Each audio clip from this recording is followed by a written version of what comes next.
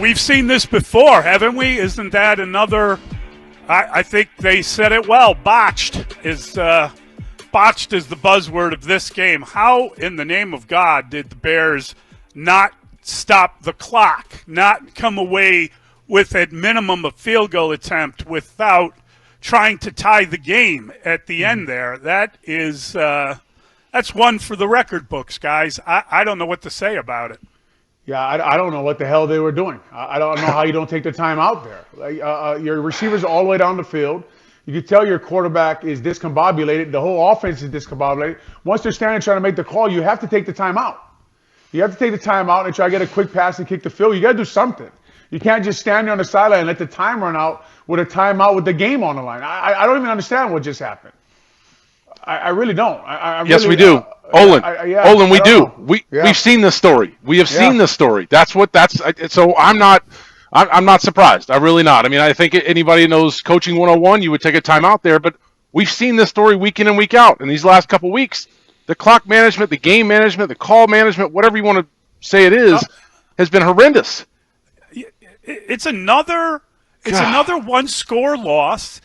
It's another one of these absurd, ridiculous endings to a game, whether it be, Hail Mary full of disgrace or missing a field goal, having a field goal blocked, or this is a new one. This is another way to figure out how to lose and shame yourself. It's shameful. It's shameful. I was going to call Pat and ask him, can they work on that field goal protection, right? Because I don't want to see that again, but they found a different way. They found a different way to say, well, we won't even worry about the field goal. We'll find another way to botch this game. And probably like you guys, my whole house is screaming, take the timeout. Yes. Oh, my God. Right? The whole, like everyone watching the game is saying, take the timeout over and over again. And you see Caleb waving the receivers back to the line of scrimmage. The Lions are crawling on the ground celebrating. You can catch them because they're not disciplined there, but you're not disciplined. You can't get lined up. Borum, the backup right tackle's in.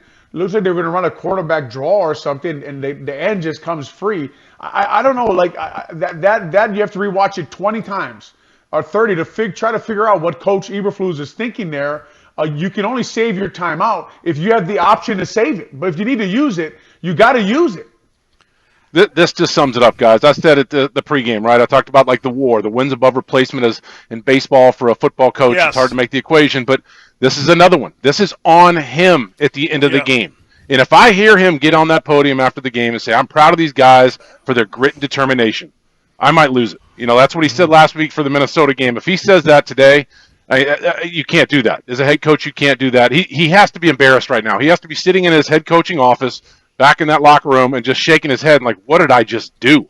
I just made a huge mistake. And this is another one. I mean, it's another one. It's inexcusable. We talked about if this was going to be an embarrassing loss, we can maybe talk about the first half as the hour goes along, how bad that was. And I'm sitting there like, all right, that's fireable offense. What's going on with that play and that effort and all that kind of stuff? Well, this right here, what he just did to his team, his organization, it's inexcusable. The only thing I could think is he toggled onto the right, was listening to some kind of WLIT music or something. I don't know what. How are you not aware of the game situation as the time runs out? It's mind-boggling. I don't know that I've ever seen that huge a blunder from a professional head coach. The guy is in the NFL. If this happened in a high school game, it would be scandalous. I don't know what this is. This is I don't know how you survive it, frankly. I really think this is the worst loss of the year. I don't know how else to think about it. No, you did see it, right, in the Commanders game. You saw a guy not control the game in the Commanders game, not take a timeout. A cornerback talking to it's just things we've never saw before. I haven't seen these things. It's obvious to take the time out there. We talked about going into the game. How would they find a way to win? And they would have to learn how to win. And the head coach, the management part. And that's what we talked about. Okay, like Ryan Post, somebody step in and tell him you need help at the end of games. What is your process in critical situations? We talked about that, guys, in the pregame. What is his process in critical situations? Who does he talk to? Why do you challenge the plays you challenge, right? We saw one again today. It was a crazy challenge. Like, why do you do those things? Who's helping you with those decisions? Who's helping you at critical situations at the end of the game when you should take the timeout, when you're on the sideline yelling, hurry up, go, go, go? Coach, once there's 10 seconds on the clock, it's too late. You have one play left, Pat. You have one play left when it hits 10 to 8 seconds. That's all you have. Yeah, I understand the guy that's supposedly up in the booth talking his ear, helping with situations, but ultimately, Olin, in my opinion, this is all on him, right? This is what you sign up for. Does he even have that process? Oh, I know. I don't know. Yeah, right? I know. Right. Yeah. But it's on him, right? If he doesn't, well, that's even more on him. That's even worse. It's inexcusable, man. The guys in the locker room right now have to be like, Coach, you're hurting us. Like, you're hurting us from winning games. And they've talked about in their locker room, like, they feel like they have talent. They feel like they're close. They feel like they should be winning more games. And we're seeing why it's happening. It's the head coach's decision-making and in-game decisions and all that kind of stuff, and obviously this big blunder at the end. And what's bad, too, guys? This is a nationally televised game. This wasn't a noon on Sunday buried in regional TV. This was nationally televised with everybody, with their families sitting around watching this. And, Olin, you said your kids are screaming? Mm-hmm. How many other families around the nation were screaming at the end of the game, timeout, timeout, timeout? I've got 35 text messages now that are just coming in from people just saying, what did your coach do? What did your coach do? And these are buddies all around the country, and that's embarrassing. It's an embarrassing situation for Coach. I mean, I'm just out of words, right? I'm just out of words after watching that because, like you said, Pat, we'll go through it in the hour, but your defense holds its head up and bulls its neck in the red zone against an offense that I didn't think they could do that against, right? No. And you do well against the guy who's number one to take your job. If you fail, right, you do pretty good on defense, and you do a nice job. And your backup your right tackle goes out, your backup comes in. Caleb's heroics come again. Yes. We'll talk about the first half, but the heroics in the second half, throwing the ball, finding guys. They finally found the matchups with all the injuries in the Alliance secondary with DJ Moore and Keenan Allen. That route Keenan Allen put on that guy in the red zone. Man. That's art. That's artwork, man. But at the end, again, you end up at the end of the game. And they're talking about it on the post-game show. They're wondering why they didn't take a timeout. Everyone's wondering, but if you go all the way back, guys who've done the show, guys who follow this team, you're shocked, but you're not. As you said, Pat. Like this is we do know what happened. Yeah. You're right. It's just new. That's all. He just hasn't done it this way before. I mean, he's had terrible moments and inexcusable finishes, and God bless Caleb Williams if he can survive this guy as a head coach. Because, I mean, good Lord, what more? I got to be honest with you. First time I've really thought, wow, no wonder he kicked the field goal with 46 yards away. Because he didn't want the clock to run out. That's why he called the timeout with 35. I know. I'm just saying, these are so idiotic. It's just beyond human comprehension.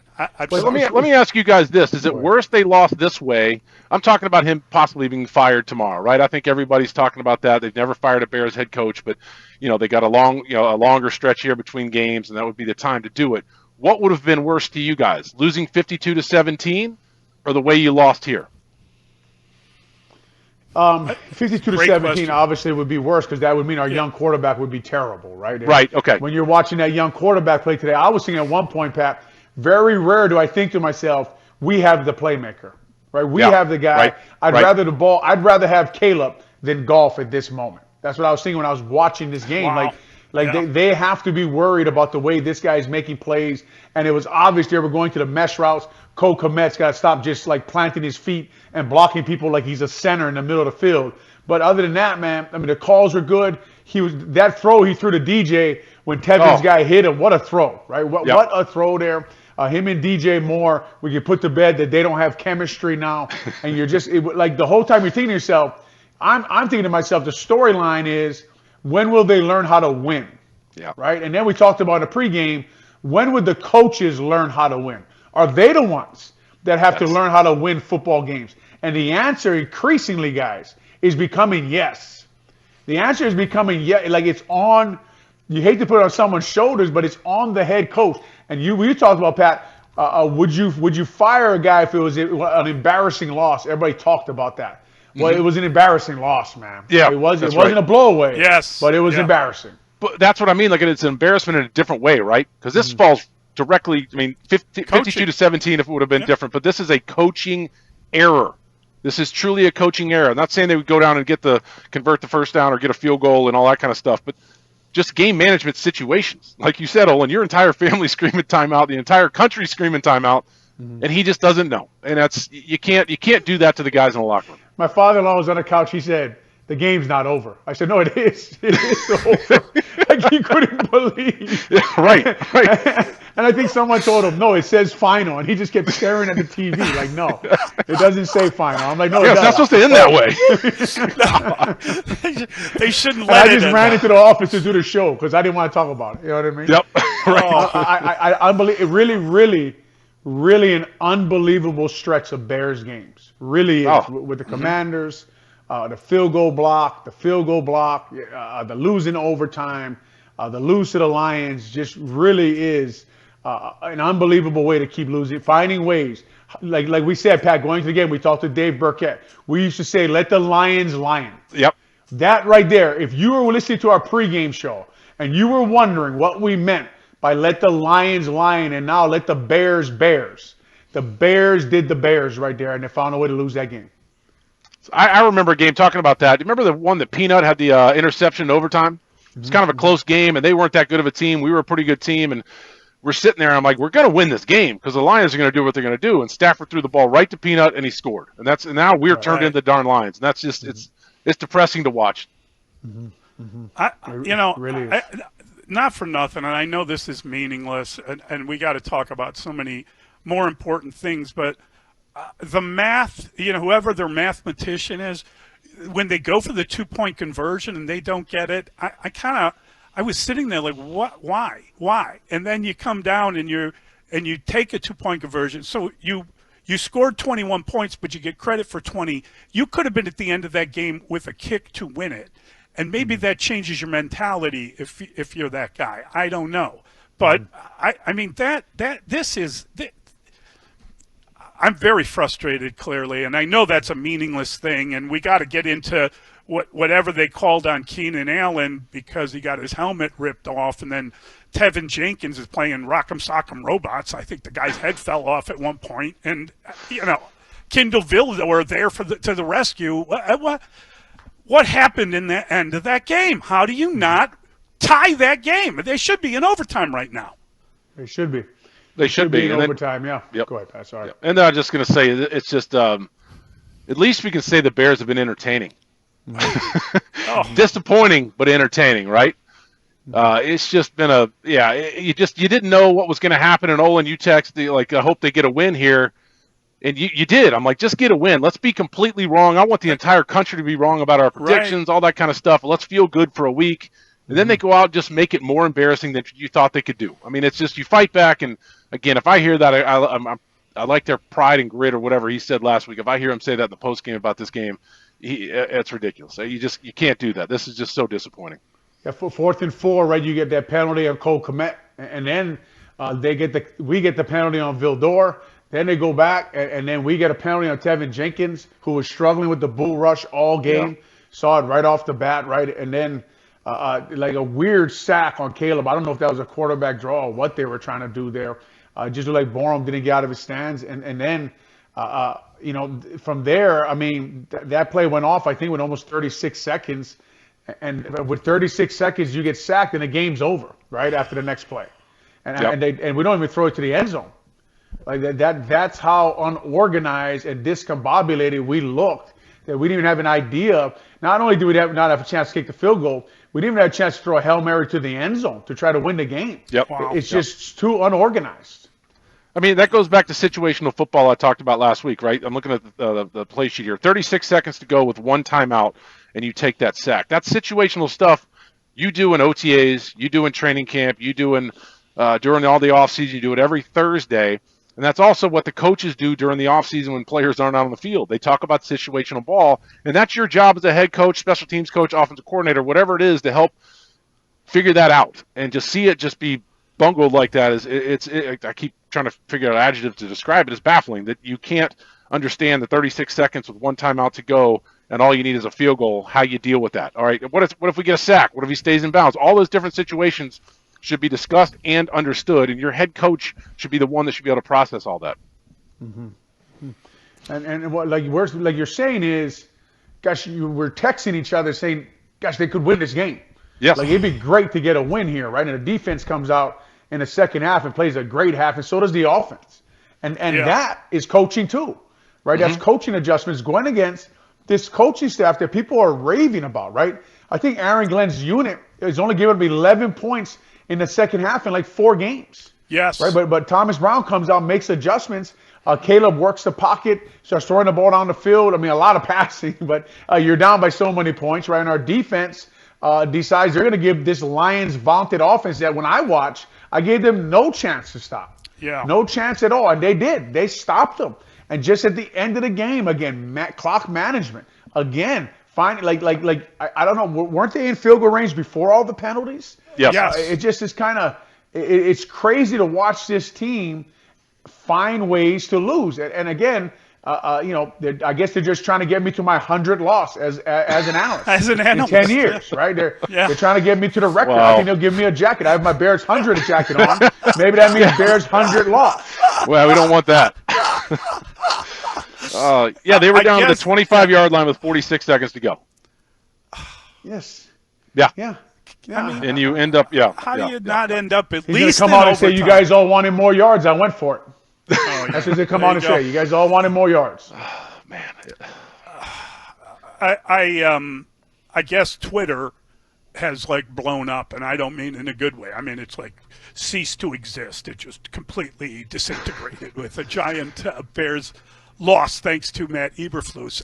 And I mean, we'll try to get the audio turned around and find out if he wants to do a mea culpa, if he wants to congratulate everyone. I don't know what he's going to say. I don't know. I honest to God don't know how you could even defend it. I've never seen it. He might be better off not speaking, just saying Happy Thanksgiving and walking away. Walking off. I don't know what he can possibly say that would be acceptable, and it just seems like a great opportunity for him to further embarrass himself. You might be right. And I do wonder if there's conversations. You heard about the conversations with Trestman. I think it was taking place at Green Bay about firing him or whatnot. I just, again, as a player now, Olin, we sit on the bus after games, and we would always talk about what we could do more, what happened here, what happened there. And then I think these guys sit on that bus, and they're like, what is Coach doing? Right. What is Coach doing? And that's the last thing you want to hear from your players. And I think that's what we would be doing, Olin. We'd always sit back there and felt like it was our own little sanctuary at the back of bus number 2 where we could kind of openly talk and discuss things. And I guarantee you guys are doing that on the bus ride to the airport after the game. So many times now, right? They've done it so many times. Yes. And so many games in a row. And, that last drive, guys, starts on the 1-yard line, right? Yep. Starts on the Bears. After that guy, I'm screaming his heels on the line. I'm basically begging, right? I'm trying to get us a call and get us to the 20. Yeah. But, obviously they didn't it wasn't. But, and then Caleb makes a great play to DJ Moore again, gets him off the goal line, few more throws. And, I mean, you're like that offense, it seems like everyone's feeling it, right? Here's the Bears, and you're thinking they've lost so many times because of situational football. They have to be ready for every situation by now. That's what you're thinking, right? Like, there's no way you have, like, in all these weeks since the Commanders game, there's no way, Pat, you haven't worked on every situation. No doubt. You have. No doubt. To make that mistake again just means, to me, I hate to say this, it means you can't figure it out. No, he doesn't know it. He just doesn't know it. He doesn't have it. I don't think he has that. Some guys are better with clock management and all that kind of stuff. I don't think he has that. He's obviously not good with game situations and management of challenges and all that kind of stuff. But let me go back to Olin. You said something. You talked about there on the 1-yard line. Mm-hmm. I'm sitting here watching the game, and I'm like, all right, Caleb, what do you got?